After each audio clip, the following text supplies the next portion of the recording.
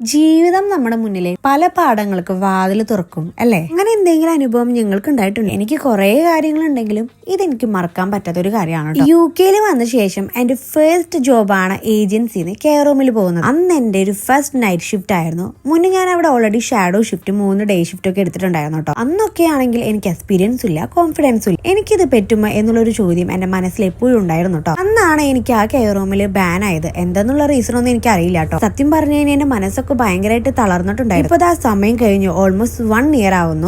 ഈ same care റൂമിലെ staff shortage കാരണം എന്നെ തിരിച്ചു. ഞാൻ അവിടെ പോയപ്പോൾ അതേ ഫ്ലോറും അതേ ഡ്യൂട്ടി. പക്ഷെ അന്നത്തെ ഞാനല്ല ഇന്ന്. Full confidence and experience. അന്ന് ബാൻ ആയപ്പോൾ ഞാൻ ഒരുപാട് വിഷമിച്ചിരുന്നു. ഇത് എനിക്ക് പറ്റിയ ഫീൽഡല്ല, ഇത് എന്നെ കൊണ്ട് പറ്റുമോ എന്നുള്ള ഒരുപാട് നെഗറ്റീവ് തോട്ട്സ് ഒക്കെ എനിക്ക് വന്നിരുന്നു. പക്ഷെ അതെല്ലാം മറികടന്ന് ഞാൻ ഒന്നുകൂടിയും എന്നെ ഇമ്പ്രൂവ് ആവാനായിട്ട് ഞാൻ ശ്രമിച്ചിരുന്നു കേട്ടോ. പക്ഷെ അങ്ങനെ ഒരു ബാൻ ഉണ്ടായതുകൊണ്ടായിരിക്കാം ഞാൻ ഇത്രയും സ്ട്രോങ് ആവാൻ കാരണം. ഇതെന്റെ ഒരു ജേണിയാണ്. അപ്പൊ നമുക്ക് നെക്സ്റ്റ് പാർട്ട് കാണാം. ബൈ.